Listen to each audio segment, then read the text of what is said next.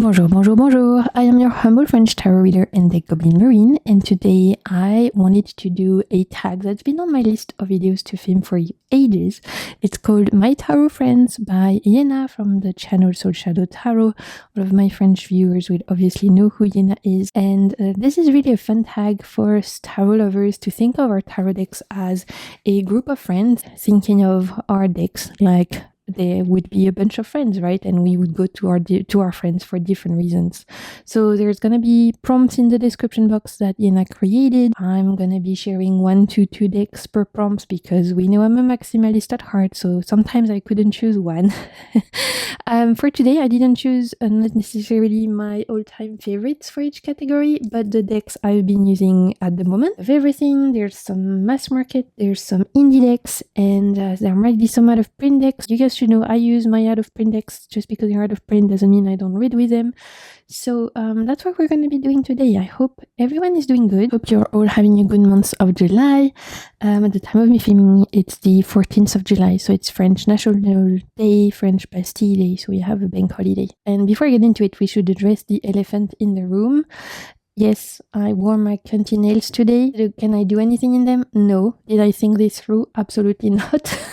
Yesterday, I was coming out of a flare-up, and so as I had been feeling really shite, I thought it would cheer me up to look at my nails and see cute nails. And then today, when I started to pull my decks out, I was like, I can't really do much in these. This is gonna be fun. It's giving Edward Scissorhand realness, honey. I'm gonna try and put all the names of the decks in the description box. I don't think I'll have space to put links because there's a lot of you guys, but I'll at least put the names of the decks. And without further ado, we're gonna get straight into this. My tarot friends, let's do this. I'm surrounded by decks, so I'm gonna try and go quickly because there's like 15 prompts. So the first prompt is a straight shooter. It says, tell you things straight up, even when it stinks. You ask a clear question, you'll get a clear answer. There's 2 for me in this category that really fit the bill of straight shooter. The first one is actually created by the creator of this tag, Hyena from Soul Shadow Tarot. Mine is the very first edition, so I've had this since 2019, but there was a re-release after that. Although at the time of me filming, it might be out of print now. But this deck I have used consistently and have loved consistently since 2019. It's one of my most used when it comes to getting clear answers. It's very pop culture inspired. It slaps. Every single person I know who owns this deck can agree that this doesn't really about you want an answer, here you go. Bob's your uncle. You don't have to think too hard. You don't have to figure things out. It will tell you exactly what's going on. Maybe sometimes it might tell you in a way that you don't want to hear it, and yet this is absolutely a sniper. You need an answer, pull out this deck, you get it. Like truly, this is one of my most sharpshooter, accurate reader when it comes to anything. Like this is such a Swiss knife kind of deck for me in my collection. I would never part with this. Bury this with me so I can read for the ghost in the afterlife. Absolutely. Soul Shadow Tarot, 11 out of 10. I love this one so much. I could have put any RWS to be honest, but my favorite since this has been out is probably this one. It's not the RWS with Pamela Coleman Smith's art style, although I do love Pixie's art. Don't get me wrong, I love like the RWS, the OG version, but lately and pretty much since last year when this came out, I've been using the JK Tarot very consistently. This one is from Tarot Collectibles. It's a re-edition of the Jupiter King Tarot that was published in the 70s or 80s if I'm not mistaken. It was a Japanese created deck, but very RWS, as you can see. Pretty much clone, just different like line work. I'm an RWS girly, so if I want a clear answer and I want something easy and that just shoots straight, this is one of those. I don't have to think about it. Very if I'm doing predictive reading particularly, any RWS would do great for me. Prompt number 2 is a golden retriever friend, and you know, this is your deck that feels soft, warm, the deck that wraps you up in a hug after a rough day. And I have a lot of those. You guys might know I have very eclectic / chaotic taste, so I I love very dark stuff, I love historical stuff, I love very cute stuff. So I do have quite a few cute decks, hug decks. I love those, you know, that I wanted to shout out today specifically because they're the ones I've been coming back to the most, I would say, recently. The first one is an indie deck. It's Animal and Food Tarot by Maruko. I had found this one on Etsy, absolutely at random. Was it last year or 2 years ago? I don't remember. You can find it on Etsy, and it is, as the name suggests, a deck that represents animals and food. And is there anything better in life? I don't think so. Honestly, this is probably my most sweet, kind, gentle, adorable deck. I love it so much. Slightly changed to fit with the theme. So instead of pentacles, we have donuts. Instead of wands, we have lollipops. Instead of cups, we have like milkshakes and sundaes. And instead of swords, I think we have baguettes, I think, if I'm not mistaken. This is, I mean, come on, right? You can't have a bad day when you're using this deck. It's so sweet. It's really kind. And yet it's a tarot deck, so obviously it's gonna read well. I've read with this for friends. This is always a like highlight when I know a friend is having a bad time. I will bring out this deck, and every single time it puts a smile on people's faces. There's definitely golden accent on the card. I think you can see that, which makes it extra beautiful. I adore this deck. I would never part with it. It's probably one of my all-time favorites when it comes to a hug deck.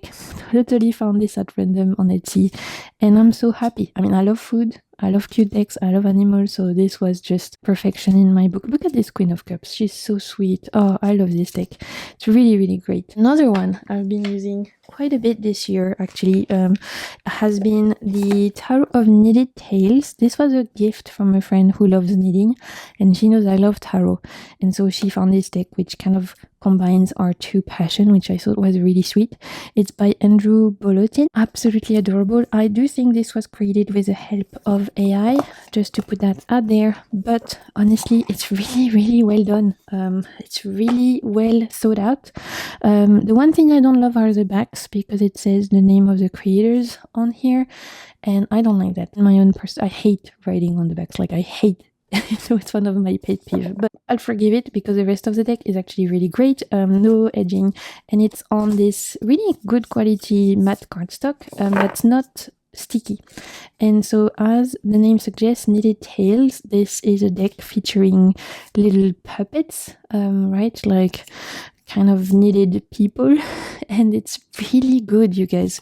Like I said, I think this was created with the help of AI. I was told in the comments. Again, this was a gift, so I didn't really do any much research in it, but I have been really impressed at how smart this is. A lot of, you can tell, like, the person who created this understands tarot. It's really smart, and it's just so kind. Again, I've done reading with this for others, for myself, and I love this Page of Wands. It's excellent. It just has this really kind voice, very storybook feel. The people, whilst they're like wool people, they still feel very relatable. I mean, look at this Empress. Oh, it's so sweet, you know. Look at this King of Pentacles. It's really, really smart, you guys. Really smart. Look, Page of Swords. I've had great readings with this. For myself, for others, it feels sweet, but not, how can I say that? Like, not overly sweet, right? You still get the messages you need, because for me, whilst a hug deck, I want something soothing and calm, I still don't want to be like hidden the truth, if that makes sense. This one will still tell you what you need to hear, but just it will do so in a way that feels really gentle and kind. Look at this Star card. It's adorable. Look at this Eight of Wands. I adore it. There's something so joyful and free about this Eight of Wands. It's really sweet, really great. Really have been enjoying this one when it comes to a little bit of a hug deck. Obviously, the fact that it's a gift from a friend as well potentially adds, you know, to the energy of the deck. But yeah, this is really sweet. Next prompt, after the Golden Retriever, we have the Black Cat. This is the deck for shadow work. Goes down into the basement with you and helps you make peace with what you have a hard time looking at. For my own self, there's a few I would go to for sure. There's definitely a few in my collection. I personally enjoy doing shadow work quite a bit, but I would say the last year and a half, my most used for this particular purpose has been the Corrupted Tarot by Wormwood. I'm not sure this is still in print, you guys, but again, you know, I'm being honest, just because a deck might be out of print doesn't mean I stop using it. I really use that deck quite a bit. A deck by Wormwood, who were their tabletop company, I think, tabletop D&D inspired stuff, and they got in touch with different artists to create this deck. I remember when I got this, maybe 2 years ago. Whenever I got this made top 10 of my tarot decks of the year. Time is a weird soup, you guys. If you get that reference, you're my people. And yeah, I don't really know time anymore. It feels strange, especially, you guys know I live with chronic illness, so sometimes I spend days on end where I'm stuck in bed, and so time, I don't know. You can ask me, I don't know really what time, like, just, time feels weird to me. I don't really know time passing. Sometimes I get confused. So I don't know how long I've had this for, if it's 2 years, 3 years, but I remember when I got this, it made my top 10 decks of the year, and it's really been in my top decks ever since. Like, I love this deck. Look at this moon card. Oh, it's really, really good. So the Corrupted Tarot is created with the idea that every card is corrupted. So this is kind of like a reversals only kind of deck. Look at this Hierophant. Oh my god, this Hierophant, you guys.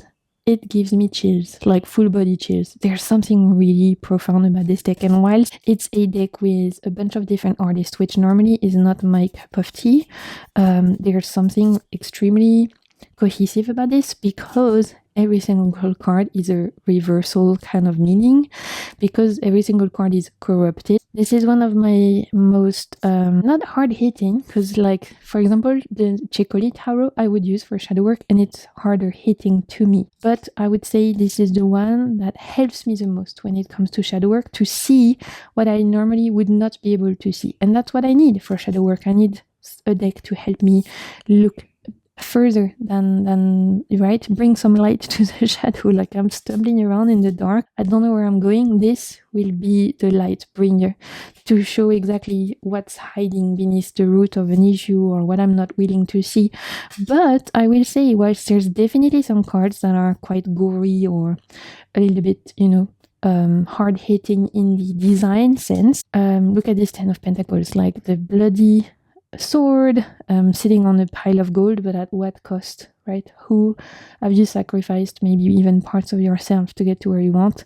Doesn't feel very good to be sitting on the throne right now. You've achieved your dreams, but at what cost? Oh, it's so good. Whilst there's definitely some gory images, and yet this is not a mean deck. Like, I have much meaner. And personally, I don't like to do shadow work with mean decks, but I like to do shadow work with decks that make me uncomfortable sometimes. And this one does that. This one has a just line between making me uncomfortable but not being mean. Because there are some decks that are just mean, you guys. Some decks you're gonna ask questions, they're just gonna be completely mean, but in a way that it's not fair, right? That feels unjust. This one feels very fair, but it will put your nose in your caca if you're not willing to see it, you know? Every single card you could write a story about, and again, full body chills. There are some cards that really, really make me feel something. And this Judgment card is one of those cards that makes me feel extremely uncomfortable. And yet, I've had powerful readings where this card has come up.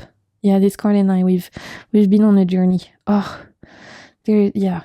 Ooh, you guys, this is great. So I don't know if you can still get this. If you can, I really recommend it. Next prompt, number 4, is a weirdo of the bunch. This is the one that speaks in symbol and strange images. It tunes into a frequency the others can't pick up. There is a few again in my collection for that, but today I wanted to talk about two weirdos in my collection for sure. I've got Tarot del Dios de los Tres. This was a gift from one of my best friends, and I also have I always get the name wrong for this one, the Carnival at the End of the World. So this is mass market and this is indie. This is by the same people who made the Tarot of the Drowning World, which I really want to get. That's another one that makes me feel extremely uncomfortable. The Tarot of the Drowning World. I'm sure you guys know which one I mean. It's like pictures of people in water. There's a lot of botanicals, and Tarot of the Drowning World makes me feel uncomfortable, but in a way that I want to explore it. There's curiosity behind it, so I need to pick up that deck at some point. But anyway, same people who did this one. This is a weirdo deck, guys. It's indie. It's on linen cardstock. If you have Pagan Otherworld decks like that, very similar cardstock. I have the guidebook with this one, which is really good to have. And this is just a weird deck. When we talk about weirdo of the bunch, this is it. Takes you into its own world. It feels like a carnival, so there's a whole side of like the circus with this, but then there's also a lot of like climate commentary with this one, as a lot of it feels rooted in nature, but nature that maybe has transformed and evolved and turned into people. I'm gonna give a very hyper specific recommendation, but if you guys watched on Netflix, oh my god, I forgot the name. There was a TV show where there was a little boy with antlers, kind of post-apocalyptic story following a little boy who had and like kids in this TV show started to get animal features. So we follow the story of a little boy who had antlers. This, if you like this TV show, this very Sweet Tooth. There you go. That's the name of the TV show. This is it. This is it in tarot form. There's a post-apocalyptic, weird climate kind of ecology layer to this deck. There's also a strange French history revolution layer to this deck. There's this side of it that feels very, again, circusy, absurd, right? Look at these revolutionary people from like French Revolution. A lot of social commentary. Like, look at this emperor literally sitting on top of tusks of his peers. Again, we're going back to this idea of like, okay, you've risen, but at what cost? Oh, there's a lot of like, this deck can go extremely deep, but also you have to sit with it, and it's not always clear to me. Like, I've had this deck for a while now. We're talking at least 2 to 3 years, and I still feel like I'm only scratching the surface. Like, we are not bestie at all. Like, it speaks a language that I can only understand some days. Some days I pick this deck up and I'm like, what the fuck are you talking about? You know? And then some days I'll pick it up and it's gonna tell me the most revolutionary thing I would have never thought of myself. Actually, you know what? I need to use this for my next episode of How Does Tarot Work.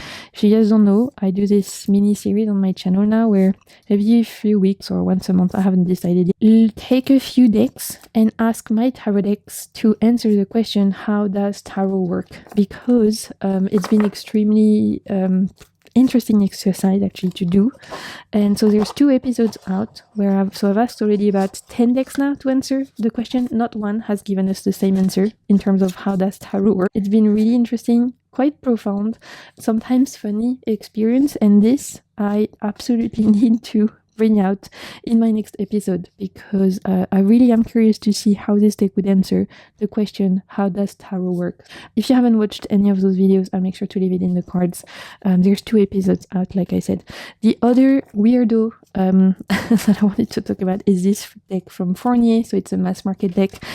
This is one of my friends who got this for me because there's a ton of like mythological references. It's very unapologetic, bold, again, sometimes quite absurd, and yet this slaps. And again, it's one of those I can't use all the time, because sometimes I'm gonna go to this and it's gonna be incredibly profound and literally tell me things that, you know, are gonna, like, I'll think about for days or weeks on end. And sometimes I'll go to it and I'll be like, what the fuck are you telling me? Like, so lost, you know, so confused. It's a pip deck, but as you can see, there's so much going on here. There's a lot of mythology influences, specifically Hindu mythology, Japanese mythology. There's a lot of animals, botanicals. The colors are bold. This artist has a very particular style that you'd recognize anywhere. And so this is a unique take on tarot. I mean, look at this Ace of Cups. Like, there, you know, this skull, there's these birds, I don't even know what they are. We have a unicorn, we have the lotus. Like, there's so much you could go into just with this one card that makes this deck quite a bold reader. And again, if I want a quick answer, do I go to this one? No. But sometimes it's exactly what I need, right? And look at this sun. Even the sun card is really unique, strange. This is a very underrated deck. I don't see people talk about this one a lot. I love Fournier decks, have a great size. They're like smaller than stereotypical decks, but they're not like pocket size either. They're super easy to shuffle, they're affordable, and oftentimes they're really unique. So there's a couple on my wish list. I'd love to pick up the Tarot de Luz, which looks great, but the one I really want from Fournier is their Tarot del Fuego. If you guys have both of these, let me know how you find them, how you read with them. I'm very curious about them, specifically Tarot del Fuego. I would love to pick up one day. Oh, by the way, I didn't say it in the intro, but of course, if you have any of these decks, let me know in the comments how you work with them, the kind of readings you like to do with them. Maybe you don't agree, like maybe I'm sharing a deck in a category and for you, it doesn't read this way at all. Let us know in the comments. It's always fun to chat. Let's move on to the next category, number 5, the Old Sage. This is a calm presence, natural authority, never dramatic. The messages always land with weight. I have the Aquarian Tarot. I love the Aquarian Tarot. This is an older edition that I was so kindly sent by a viewer of mine, and I love this so much. I mean, I'll treasure this forever. I think this particular edition might be from the 80s, but obviously you can still get the Aquarian Tarot now. The box looks slightly different potentially, but you can get it in a tin even, which I have. I've got like a few versions of this deck. I adore the Aquarian Tarot. It's one of my all-time favorites. If I had to get rid of like all of my decks, I'd keep the Aquarian as part of like the few I keep, you know. There's something very easy for me to read with this deck, and yet very wise. I find this deck absolutely like a Hierophant kind of energy. I love the muted color palette. I love the people's faces. There's something quite liminal with this deck. It's awesome. Like honestly, for me, one of the best decks out there when it comes to mass market decks. So this is one of my Old Sage, one of my kind of like a Hierophant kind of deck. Very also kind of like hermit energy, in the sense of like you have a question, you metaphorically walk to the Old Sage atop the mountain, ask your question. This is it. Never had a bad reading with this deck. It's always given me wise answers. It feels like a deck I can rely on, you know, a deck that I have built a trusted relationship with over the years. So Aquarian Tarot, a wonderful deck. Another big favorite for me when it comes to this Old Sage kind of deck. Very different. It's the Flow Tarot. It's an indie deck by Rachel Torda. You can get this on Etsy. I bought this very early on when this came out, so it didn't come with a box or anything, but I think now it does come with a box, and then there might even be a guidebook. At the time when I got this, there wasn't anything, but I read this fully intuitively. It's a deck that is a photography deck fully dedicated to the element of water, and this is one of those decks that is very important in my soul, in my heart. Again, if I had to get rid of a lot of decks, you know, reduce my huge collection to very few, this would stay for sure. I mean, just for this card alone, you know. I love Humpback Whales, and having it as a King of Wands makes a lot of sense to me.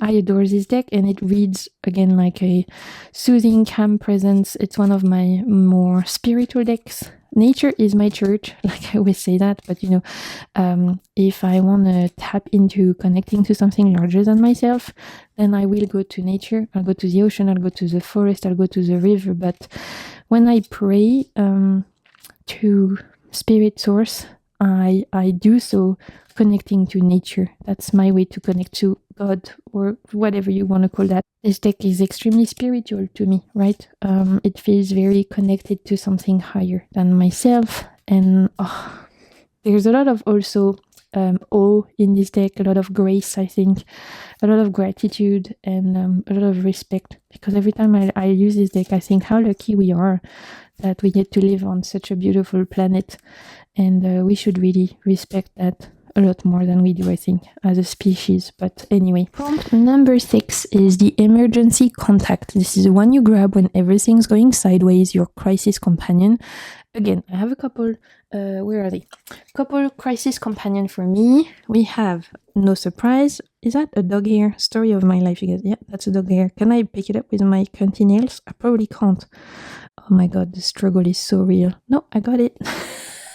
So like I said, Gentle Tarot and the Stunning Tarot. Both of these are indie decks. Gentle Tarot, I think, as the name suggests, it's, you know, the name says it all. Heal yourself, heal yours. This is a indigenous made tarot deck, very much rooted in nature. I adore this deck so much. I adore the creatrix. Everything that this creatrix does is probably one of my favorite to reference when I'm reading for myself and I need, again, like an anchor, something to ground me, something to help me, like, you know, tie back down to earth. The Gentle Tarot does that wonderfully.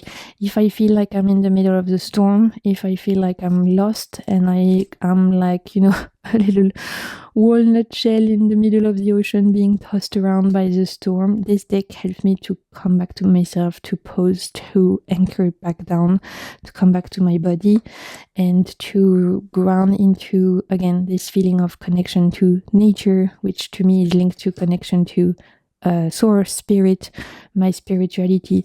And so this deck is so important to me. The guidebook is very kind and healing and just wonderful. Seed edition at some point. I think right now it's still on pre-orders everywhere, so I'm waiting for it to come out. In some shops I can pick up, but yeah, the new edition, the seed edition, looks wonderful. My friend Fire Oracle is also wonderful. So when I'm in a crisis, the Gentle Tarot is never too far off, to be honest. And the other absolute anchor to help me during times of, you know, life storms, but actually to help me anytime, is my beloved Stunning Tarot. This is the first edition. This deck and we've been on a journey. It's starting to show definitely somewhere. I eventually ended up picking up a copy from the latest edition last year. This is the first edition of the Stunning Tarot by Hyena. There's been a few editions out since. This, I always had told myself I would not pick up a new edition because I love this deck so much. Like, I'm so bonded with this. This is one of my all-time favorite decks, absolutely. But as you can see, I've, like, you know, it's getting dirty, and so eventually last year I picked up the newest edition because I realized if this one gets damaged in any way, I will die. Like, not to be dramatic and all, but I feel like actually now I'm happy that I have the other edition of this deck because I've been using it to read for others, and this one I've been keeping it for myself, and that feels really good to have a spare. I don't have spares of many decks, to be honest. Like the Aquarian, I have a couple edition around, like in a tin, because I can carry it around. And this older edition, I have a spare of this one, and I have a spare of another one I'm going to share with you, and that's it. Just like pretty much two of my favorite decks I have spare copies of, and that's because I've decided, like, I kind of use the other copy to read for others and keep my oldest one to read for myself. But this deck, you guys, I don't know why I love this so much. I have ever since I got this, like 2019, I think. Bury me with this, you know. This is my deck, one of my soul decks. I don't have much to say. If you watch my channel, you know how much I adore this one. Next prompt is the Social Butterfly. Everyone loves it. Photogenic, the one people always ask you to read with it. I brought out three for this. Three decks because first couple of ones are indie and the other one is mass market. So when it comes to indie decks that are like people pleaser, social butterfly, everyone loves it, for me, you can't go wrong with tarot collectibles decks, right? Like, I have the Groovy Weight here in this pouch, which, can I open this with my ridiculous nails? Maybe not. We'll try. Oh, I can. There you go. So this is the Groovy Weight by Tarot Collectible, and this is a well of decks in my collection. This, if I have to read for someone I don't know, like if I don't know, let's say one of my, that's happened quite a bit, you know, like friends of friends, for example, they're like, can you bring your deck of card marine if we're going somewhere and there's going to be this person, and I told them you read tarot and they really want to get their cards read, but I've never met them. I'm bringing out this deck, right? Or if I'm reading for someone who's never had their card read, but it's in a social setting, every single time people love it. They take pictures. right? Because it's bold, it's bright. I can read for like men love this deck as well. Guys love this one, and of course the fact that it's an RWS clone, it's easy to read with. So honestly, you can't go wrong with like tarot collectible decks when it comes to reading for people in a social friendly kind of setting. We have an extra card, Smoky. Yeah, if you're reading in a social setting, you know, like you're reading at a party, you're reading at a brunch, you're reading at, like I said, a picnic, you're reading for a bunch of friends or people who might never had their cards read, but it's in a light kind of way, you know, nothing too serious, and yet you want readings to still have depth, obviously. Tarot collectible, like people love their stuff. Every time I use these decks, people want to take pictures, they ask me about it. People, like I remember reading for one of my friends, we were at a restaurant, and I was reading for her with this. It was the Spring Weight Tarot, still also by Tarot Collectible. In this case, I have the Stars edition. And I had people from like 2 tables over come and ask me questions about this deck. Because, yeah, they're very colorful, bright, sparkly, gorgeous. And so I don't know if you'll be able to see, yeah, if I do that, because today is very cloudy, but it's got a layer of gorgeous little stars, beautiful, just like the groovy weight, but it's more, I would say this one is more girly in the sense that there's a lot of fairies and, you know, pinks and butterfly wings and bunnies, and so obviously it's very like spring Easter inspired, as it's called, the Spring Weight. I'm trying to show it to you guys, but today there's a lot of glare, so I don't know if I can do a good job. And in terms of mass market deck, a deck that is always a crowd pleaser, I've noticed as well, is the Unfolding Past Tarot by Asin Noctua. This used to be indie, and then it was picked up by Hay House. This is a deck I always tend to bring out if I'm not doing reading for people in a social kind of setting. Like even recently I read for one of my friend's new girlfriend. She found out I was reading the card. She never had her card read. She was a little bit apprehensive as she had some preconceived ideas of tarot, but she also was curious, wanted a reading. I brought her this deck and she loved it, right? Because it feels very kind and very modern, inclusive. A lot of people can see themselves in this deck, and it's a good reader. So I would say definitely this one is one of my like social butterfly. It's charming. There's no, I mean, you know, even the 5 of Pentacles, it's not like gory or, you know, it's not threatening, it's not scary, but it still gives the messages necessary. I love this one because, like I said, it's very modern and very diverse in its representation, which is always something I love if I'm reading for others. So yeah, it's really, really great. Unfolding Path, I recommend it if you're looking for a good modern deck, mass market, affordable. It's beautiful and definitely one that people tend to love. This is a crowd pleaser for sure. Next prompt is prompt number 8, and it says the side-eye deck. It warns you don't listen, so it comes back to point at the exact spot you ignored.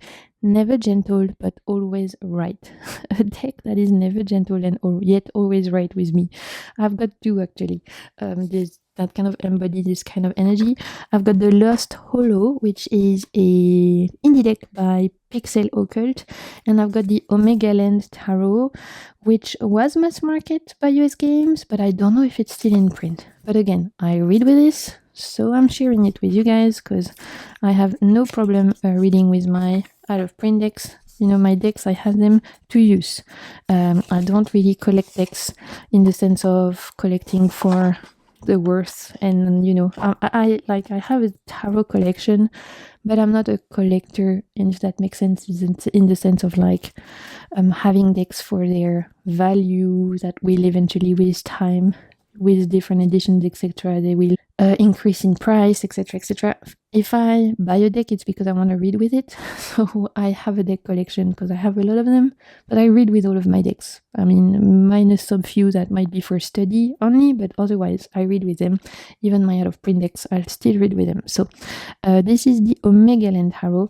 This was extremely underhyped when it was still in print, and yet I always hit to you guys. I remember when I started my channel, I was like, don't sleep on this, because this is again great for shadow work. It's quite unique, and of course wouldn't please everyone, because this is set in this like post-apocalyptic world, and so you have people with guns. There's a lot of violence. There's a lot of like fight and blood and killing, right? It's a very like a post-apocalyptic Walking Dead was without the zombies kind of vibes. You know, The Last of Us without the mushroom people kind of vibe.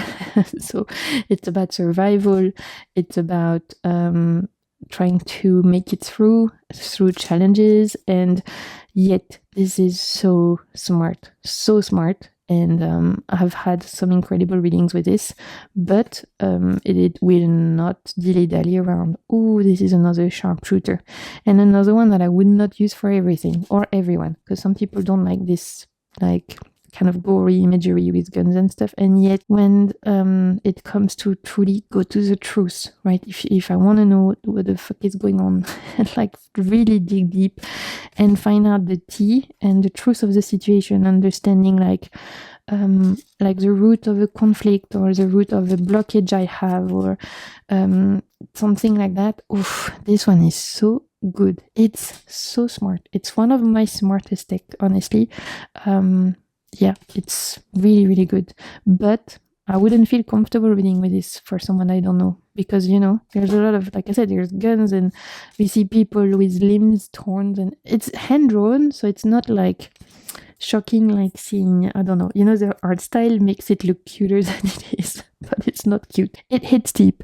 And when it comes to if you don't listen, it's gonna tell you repeatedly until you fucking listen. This is it. And actually, you know what, I'm gonna leave this out because I've not read with it for a while, and I really miss it, because this is great. So I don't think it's still in print, but if you can find it for a reasonable price, and you're interested in working with a deck that looks at behaviors and survival, really potentially dig a little dip into the darker side of humanity. This is really good. The Lost Hollow Tarot by Pixel Occult. Like I said, this is an indie deck. I love Pixel Occult's work. I just really like their world, their art style, and I like also that a lot of the time they have disability representation in a way that feels empowering and really cool, right? I always appreciate personally seeing disability representation, and I've noticed Pixel Occult tend to do that in a way that it's not just the chariot card, you know. So I love their decks actually. This deck actually used to belong to my friend Cassandra from A Refall in Time. She was like selling it because she wasn't bonding with it. Please let me buy it off your hands, because it had been on my list for ages, and it did not disappoint. Again, do I go to this deck all the time? No, because I don't want to get bitch slapped all the time. When I need to find out the tea and to understand what's going on and to look at my ish, or to really be told like, look, you know, Princess of Pentacles, this is someone who's walking eights. Come on, this is awesome.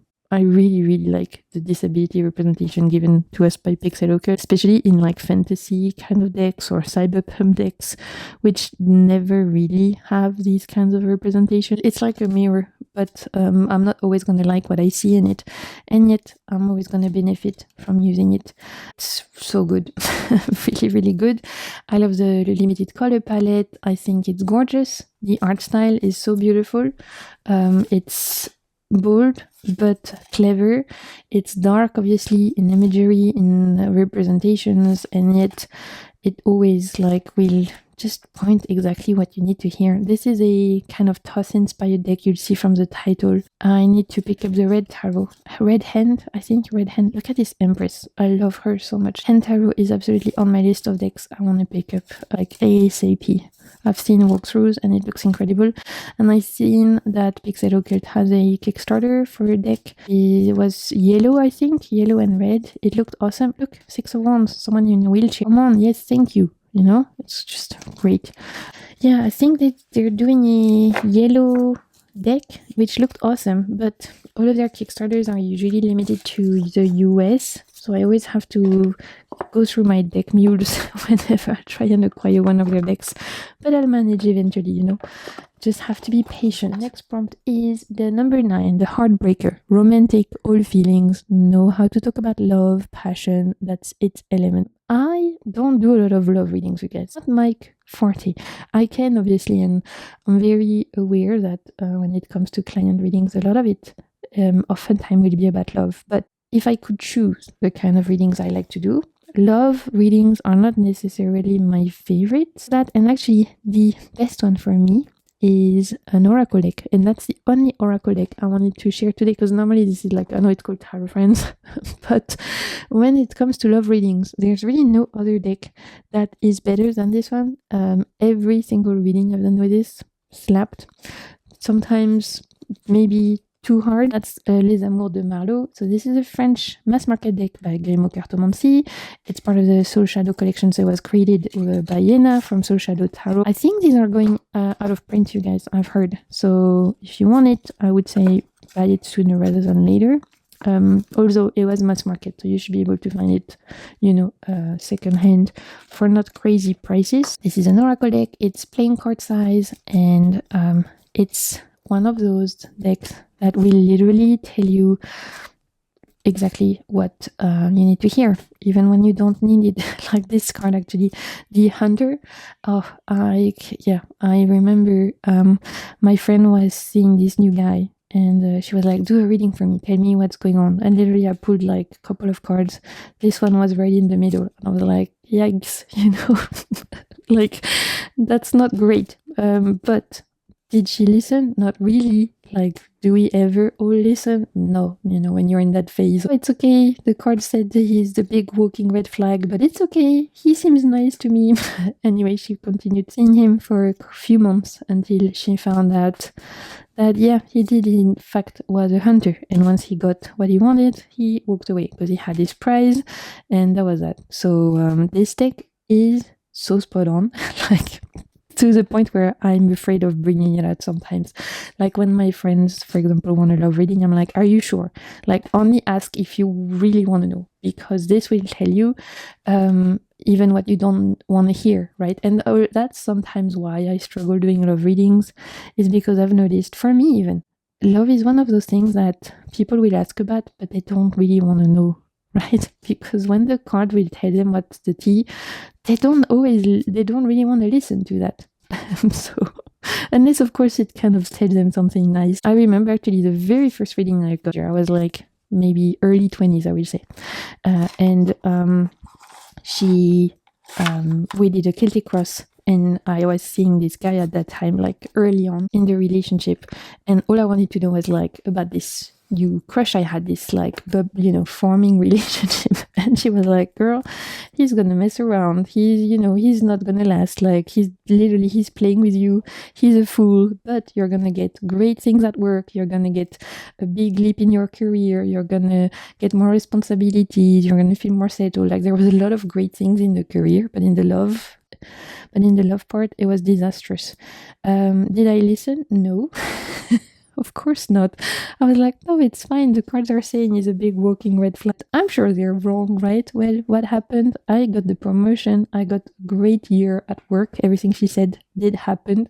I truly made a lot of my dreams come true when it came to my career at that time. In the relationship side, it was a disaster. Turned out to be a very toxic relationship. And yeah, I should have listened, And that was my very first tarot reading. And so ever since, I think I've thought about this, and I've seen it repeatedly when I've read for others as well, that when it comes to love, whilst the cards will say something, a lot of the time people will not listen, and that's okay. The next prompt is the Bookworm. This is the deck that's loaded with references, full of symbolism to decode. It asks for work, but it will pay it back tenfold. There's one deck right now I'm using that feels very much in line with this. It's the Austrasian Tarot by Metzl. It's an indie deck, a pep deck that is inspired by Greek mythology, specifically the Titans, so the gods before the gods. So there's a lot of symbolism, a lot of references to mythological figures in this one, and so there's like a lot you can dig deep into. Every time I work with this deck, I'm being revealed more and more. The more you work with it, the more it will reveal itself, right? In terms of inspiration for obviously the mythology and the lore, but also working with pips, which is not a system I'm the most comfortable with. Like I've noticed this year, I've tried to not force myself because I felt cool too. So that's not this is my favorite card. Sibele for life. I love you. She's my girl. Anyway, this year I've kind of pushed myself a bit more to work with pip decks. Have found that I'm getting much more comfortable working with them thanks to this deck. This deck kind of unlocked something for me when it comes to working with pips. I don't know if it's because I have an affinity with Greek mythology, if it's the colors, if it's the energy of the deck, which is really awesome. I don't really know, but there's something about this deck that has made it easier for me to read with pips. And so I'm so grateful for this deck for that. Reading for myself with this one, I've read for a few friends with this, but right now I don't feel comfortable reading for strangers or reading for clients with Tarot de Marseille or a pip deck such as this one. I would not feel comfortable. I would not feel like I can do 100% perfect job, if that makes sense. Even though I have had some good readings with this and I've had some good feedback from friends with whom I've read with this, it doesn't feel fluid yet. So I definitely still have a lot of work to do. Cut out for me when it comes to reading with TDMs and pip decks, but I will say that this one has made things easier for me, feeling like the more work I put in, the more I get back, you know? So it's been feeling like a very rich experience. Is the introvert. This one only works with you. It doesn't do groups. And the deck I wanted to share with you guys for that is a deck that I got on MPC. It's a deck by Channel Days. It's the Moonlit Tarot. I think right now her shop is now closed, so I don't think you can get this anymore. It's a collage deck that she originally had created in honor of Hecate. And I edged the sides in black, and I have been using this deck consistently for myself pretty much June, July. It's been my main deck for me. I was so excited to use this for others, but this deck will have none of it. Literally. Since the beginning, it told me, this is for you. Don't even think of taking this to read for others right now. You need to sit with the messages. You need to work through some stuff with this one. And maybe I'll consider working with other people. But for now, you better listen, little girl. You better listen and take notes. And I have been. This is such a powerful deck. It's been requiring a lot of reverence, a lot of devotion, and a lot of silence also to respect, listen, integrate, and shut up. This one does not play about, you guys. Oh, it does not play about. And yet I love it so much. Like we're building a really great relationship with this deck. Absolutely. I really love it. This could definitely end up on my list of favorite decks of 2026, but it doesn't want to play with others. Just wants to teach me things. And so I, real respect, obviously. And I'm very grateful that Chanel created this deck because it's been incredibly profound for my own practice, for connecting to the energy of the divine feminine. I've been blown away. I'll talk more about this deck in a monthly favorite because I've been using it very consistently. Let's continue with prompt number 12. The hippie, bright, joyful, comes to lift the mood when your nerves are shot.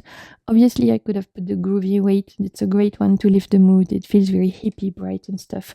But when I want a little bit of brightness, when my nerves are shot and I need something bright and joyful lately, I have been using the Catopia Tarot. This is an indie deck by Scribblist.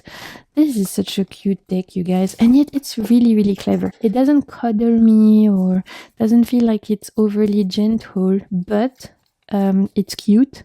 Obviously, it's all cats. So what's not to love? Very smart.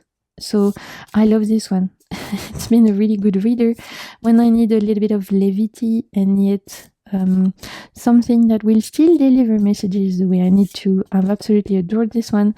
I love the world building in this one. Like these little cats going to work crack me up. I think it's so smart. Like the way that the images are depicted feels very relatable. Like feels very rooted in the day-to-day, even though it's cats. It's just super easy to read with, super relatable to day-to-day life. Like look at this 7 of Wands. It's genius. And I've seen that they're working on the dog deck and I'm like, come on, take my money, because I love this one, but I'm a dog. I mean, I don't have a cat anymore. I used to when I was little, but I don't anymore right now. All my fur babies are dogs. So if they do something inspired by this world, so obviously I need that in my life. When they come out with this, I'll be like, take my money right now. This is great. It's sweet, it's smart. I use this in one of my how does tarot work, like asking my decks, how does tarot work? And it gave really great answers. So just because it's cute doesn't mean it's fluffy and, you know, like superficial. It's not. This can absolutely deliver really great readings that can go deep. It has such a sweet voice. Another one I could have put would have been the Summer Tarot. I could have put that. I love that deck as well. It has a similar energy of being joyful, kind, but also smart, you know, easy to read with. I love this too. So yeah, Summer Tarot could have been a good option, but right now this is the one I'm using. Number 13, we're nearly at the end, you guys. Prompt number 13 is the Diva. Moody, gorgeous, works when it feels like it, but when it decides to speak, it's a moment. So my Diva deck. Oh, you guys, my Diva deck, I didn't have to think very much. Honestly, my most Diva deck probably is the Bohemian Gothic Tarot. This deck has a whole personality, and for me, shines with a big flag of like approach with caution. Okay, I love it. I love the Bohemian Gothic. It's by Baba Studios, by the way, so indie deck. I love it. It's gorgeous. It's smart. It's great for romantic readings, for career readings, for spiritual readings. Like this deck can do it all. For shadow work, for it, like this deck will do it all. It has a very unique vibe, very unique personality, and yet this deck to me will only work when it wants to.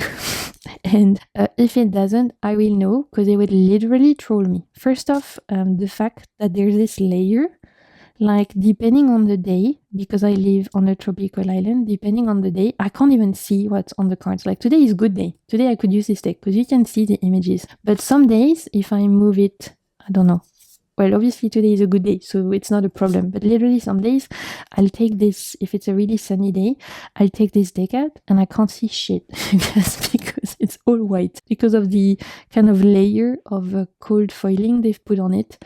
Like some days I won't see anything. And I'm like, okay, so you don't even, like, you're literally making it hard for me to read with. Today is a day I could use this deck. And also, I'll know when it doesn't want to work because it literally troll me. Like, the cards will not make any sense. I'll feel it, right, in the reading, that it will just be massively trolling me.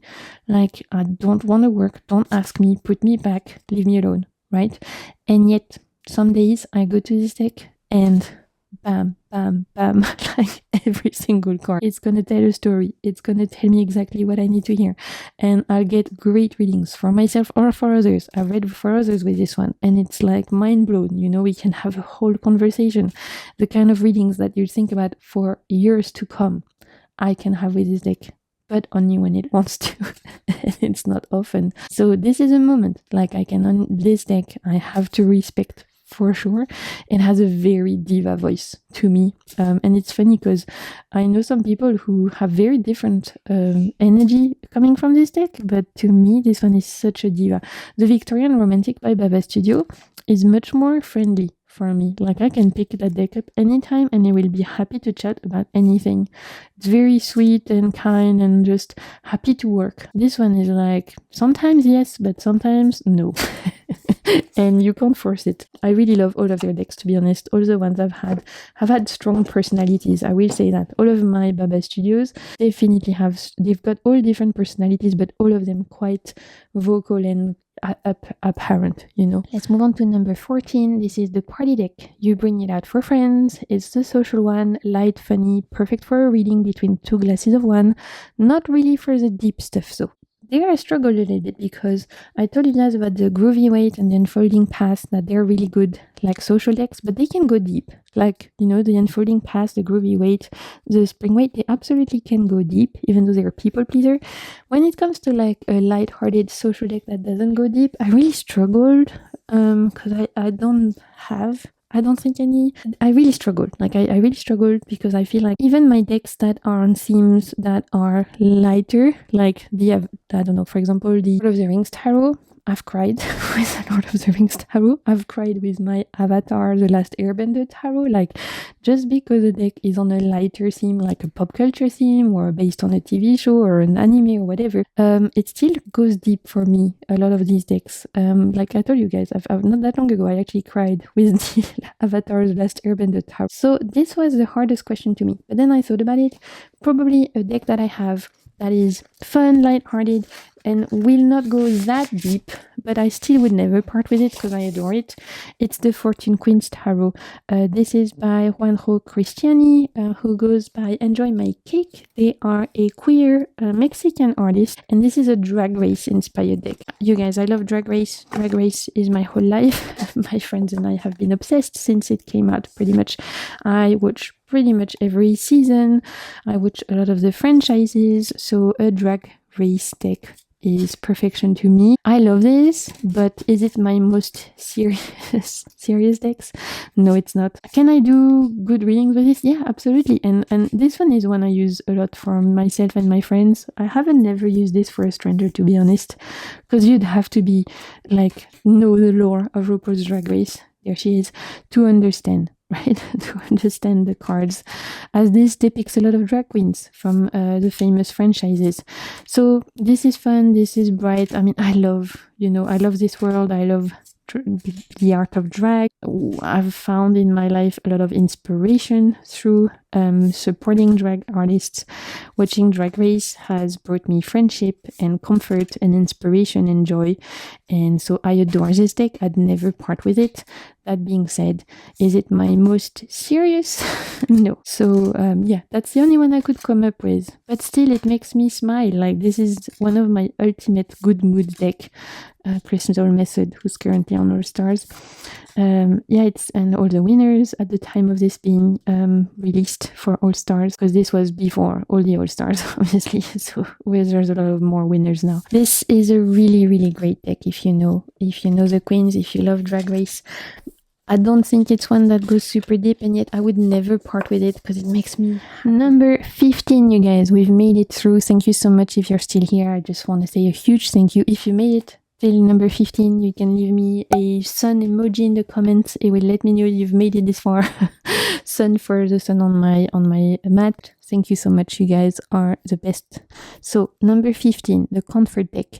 This is the one that you always come back to, even when you buy 10 others. It's maybe not the most impressive in your collection, but it's your anchor.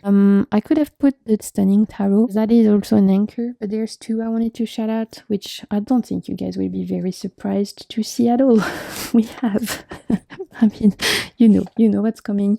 If I'm talking about my anchor decks, we have the Joe Sparrow Tarot, which is an indie deck by Joe Sparrow, and we have the Lubenko Tarot. I have the indie version, but this is now available mass market by a queer artist, Emilia Lubenko. Stunning Tarot could have been here, right? If I'm talking about, where is it?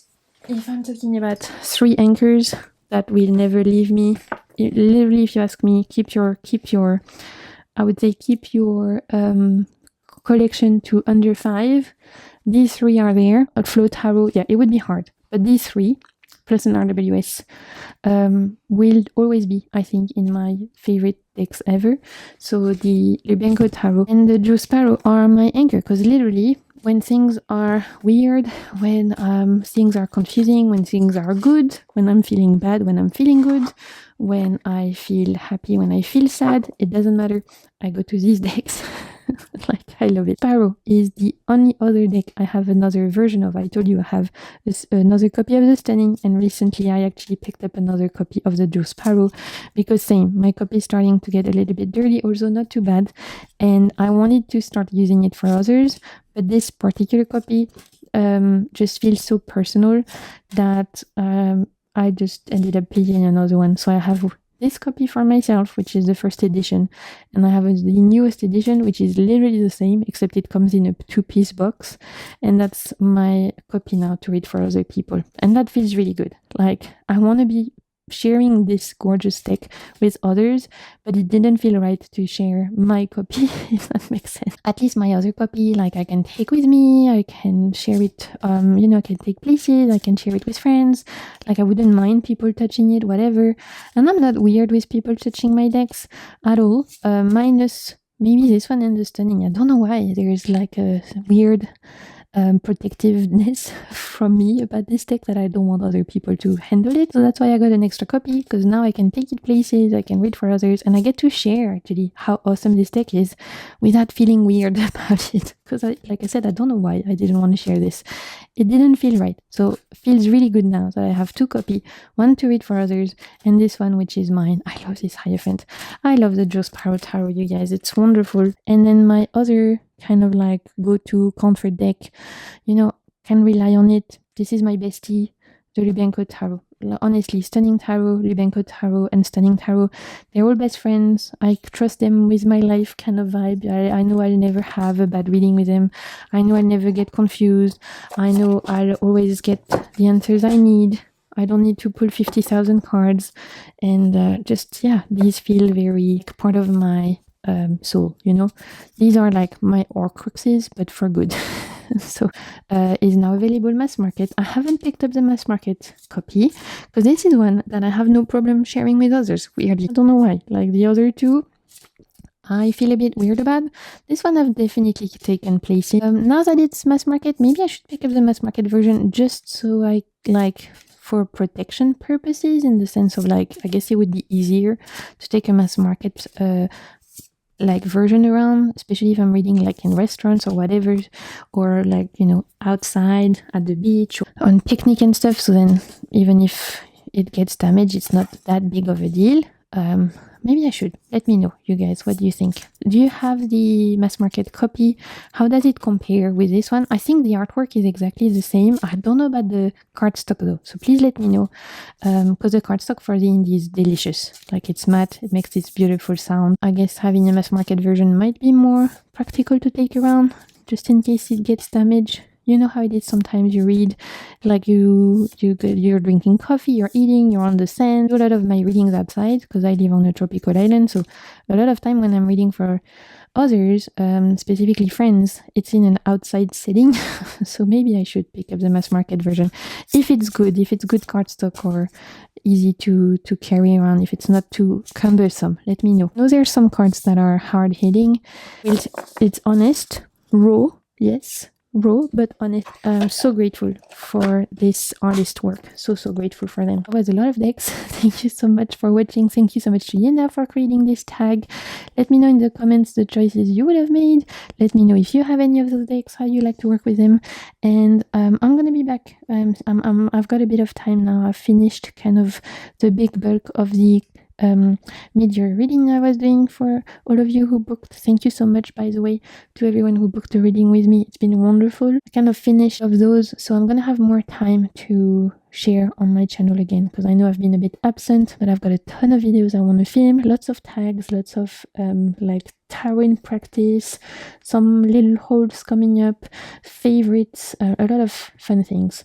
So definitely subscribe if you're not yet subscribed. If you enjoyed this video, you can like, share, comment. Those are all free ways to support my work. Until next time, I'm sending you so much good vibes and keep navigating the waves of your soul. Bye!